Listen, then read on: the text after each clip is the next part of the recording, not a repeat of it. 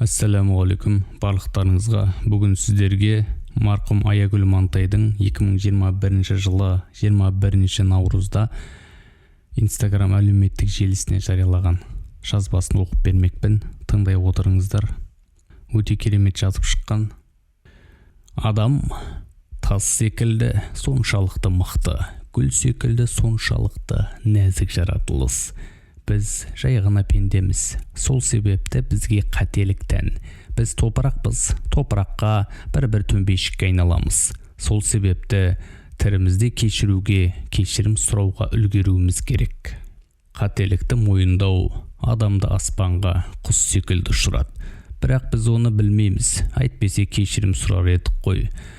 Қанатсыз да аспанға ұшуға болатынын сезініп, керемет күйді бастан кешер едік. Біреудің қателігін кешіру бізді кемелдендіреді. Біреуді қателігімен, кемшілігімен жақсы көру махаббат, ұлы махаббат.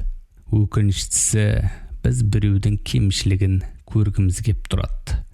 Ең арысы, жүріп жүрген қызыңның не жігітіңнің, әйеліңнің не күйеуіңнің, досыңның, құрбыңның кемшілігін іздеумен боласың.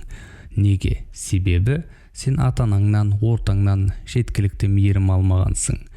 Біздің жанымызға көбіне жақсы көретін, уақытымызды арнаған қимас, жақын адамдарымыз жара салады. Сол жараны емдеп жазуға біз әлсіздік танытамыз. Жақын, жақсы көретін адамның сатқындығы күйретіп жібереді. Сол жанымызға батып тұратын жараны жалап жазудың орнына оның жанына жара саламыз. Біз уды у қайтарады деген принципті ұстанамыз. Менің жанымның қаншалықты ауырғанын ол жігіті, қызы, не бұрынғы күйеуі, әйелі, яки досы, құрбысы тағы басқа сезінсін.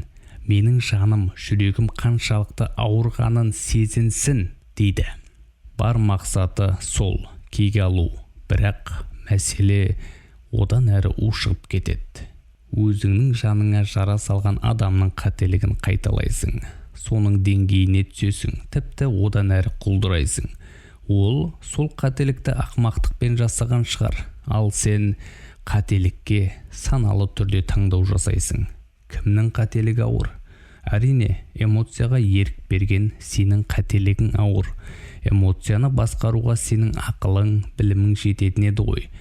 Жай ғана ол адамды өміріңнен, санаңнан, жүрегіңнен босат. Еркіне жібер. Оған қателік жасауға, қателігін мойындауға шанс бер. Кешірімді болайық.